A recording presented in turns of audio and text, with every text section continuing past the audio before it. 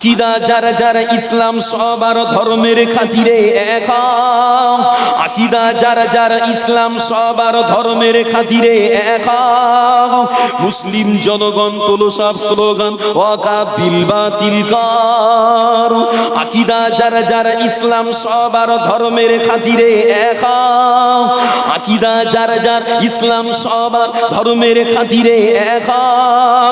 মুসলিম জনগণ তোলো সব স্লোগান ওয়াকাফ বিল বাতিল কর। মাদ্রাসা মসজিদ গোরস্তান, মাদ্রাসা মসজিদ গোরস্তান, মুসলিম মুমিনের পাকিস্তান। মাদ্রাসা মসজিদ গোরস্তান, মুসলিম মুমিনের পাকিস্তান। নামাজ পড়তে হয়, ধর্ম শিক্ষা হয়, নামাজ পড়তে হয়, ধর্ম শিক্ষা হয়। মুর্দা মানুষের দাফনের জন্য গোরস্থান দরকার হয়। আইনের কায়দায় মুসলিম সম্পদ বিজেপি সরকার লুটে যায়। আইনের কায়দায় মুসলিম সম্পদ বিজেপি সরকার লুটে যায়। আকিদা যার যার ইসলাম সবার ধর্মের খাতিরে এক। আকিদা যার যার ইসলাম সবার ধর্মের খাতিরে এক। মুসলিম জনগণ তোলো সব স্লোগান, মুসলিম জনগণ তোলো সব স্লোগান ওয়াকাফ বিল বাতিল কর। বাবরি ভেঙে তোরা মন্দির বানালি অযোধ্যার জমিনে। বাবরি ভেঙে তোরা মন্দির বানালি অযোধ্যার জমিনে। শুনি আজমিরে দেবতা ছিল বলে আওয়াজ তোলে বেদিনে। আজ শুনি আজমিরে দেবতা ছিল বলে আওয়াজ তোলে বেদিনে। বাবরি ভেঙে তোরা মন্দির বানালি অযোধ্যার জমিনে। বাবরি ভেঙে তোরা মন্দির বানালি অযোধ্যার জমিনে। শুনি আজমিরে দেবতা ছিল বলে আওয়াজ তোলে বেদিনে। হিংসা বন্ধ কর, ফিতনা বন্ধ কর, হিংসা বন্ধ কর, ফিতনা বন্ধ কর। দাঙ্গা বাঁধাতে চাস না। ঘুমন্ত মুসলিম যাবে যদি একবার, বিজেপি সরকার রেহাই পাবি না। ঘুমন্ত মুসলিম জাগে যদি একবার, বিজেপি রেহাই পাবি না। আকিদা যার যার ইসলাম সবার, আকিদা যার যার ইসলাম সবার ধর্মের খাতিরে এক। আকিদা যার যার ইসলাম সবার ধর্মের খাতিরে এক।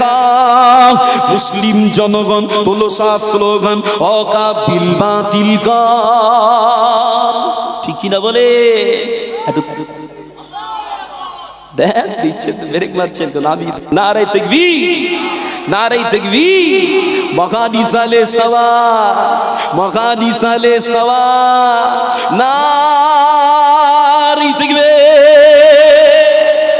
বাবা জিরা, আমি গজলটা পড়ছি কোন রকম খারাপ নিয়াত নিয়ে না বাবা, মনের কষ্টে পড়ছি। যে প্রতিবাদের আওয়াজ তাদের একটু জানাচ্ছি, জানেনি আমার মতো মুসার প্রতিবাদ কতটা কাজে লাগবে। তবে আল্লাহ মুসা দিয়েই নমরুদকে শেষ করে দিয়েছে। কে ঠিক কিনা বলেন? আল্লাহ মুসা দিয়েই নমরুদকে শেষ করেছে। বাবা জিরা, বিজেপি সরকার যে চক্রান্ত করেছে, এটা ভারতবাসী হয়ে বড় কষ্টের সঙ্গে বলছি। এক গালে সব গিলার লাইন করেছে, এক গালে সব গিলার লাইন করেছে।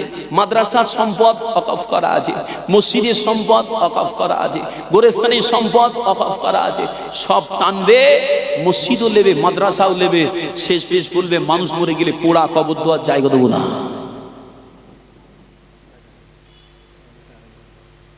আবার নিবি জলসার ময়দানে হবে না বাবাজিরা। শেষ বেশ বলবে কবর দুবার জায়গা দেবো না, পোড়াগে যা। এটা তার লাইন। ওয়াকফ সম্পত্তি ছিনাবে, ওয়াকফ বিল পাস করবে, ইচ্ছে মতো যখন যেটা চাইবে সেই মসজিদ সেই মাদ্রাসা ওরা ঘুরাবে। ওদের হাতে বিল থাকবে, কাগজ থাকবে। বাধা দিতে গেলে কেস খেয়ে মুসলমানকে জেলে ঢুকতে হবে। এখন নিজেদের ঘরে সজাগ হতে হবে। ওই জন্য আমি বলছি আকিদা যার যার যার আকীদা তার কাছে, কিন্তু ইসলাম আমাদের সবার। সবার না? সবার না।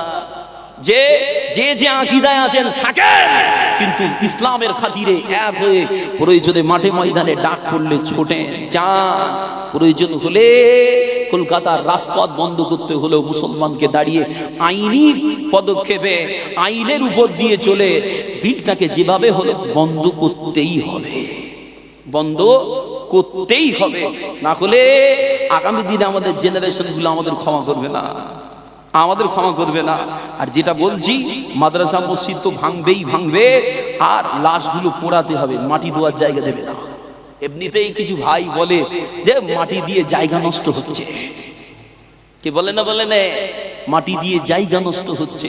বাবা, ওই জন্য আমি আপনাদের ঘরে খেপাতে আসেনি, শুধু বলতে এসেছি দ্বীন ইসলামের উপরে একটু, ইবাদতের উপরে একটু কায়েম থাকেন। না হলে এমনি করে এই সমস্ত বিষয়ে দিল কাঁদবে না। কেন? দিলে ইমানের জায়গা থাকলে তো তবে ইমানের ক্ষতির ব্যথা পাবেন। আর যদি দিলে ইমানের জায়গা না থাকে, ইমানের ক্ষতির ব্যথা আপনার কলিজা পর্যন্ত পৌঁছাবে না। ওই জন্য অনুরোধ করছি বাবা, দিল জেগে ইমানের জায়গা তৈরি করেন, ইবাদতের জায়গা তৈরি করেন। যেমন নিজের ক্ষতি হলে ব্যথা লাগে, বরং শরিয়াতের ক্ষতি হলে আরো বেশি ব্যথা লাগবে।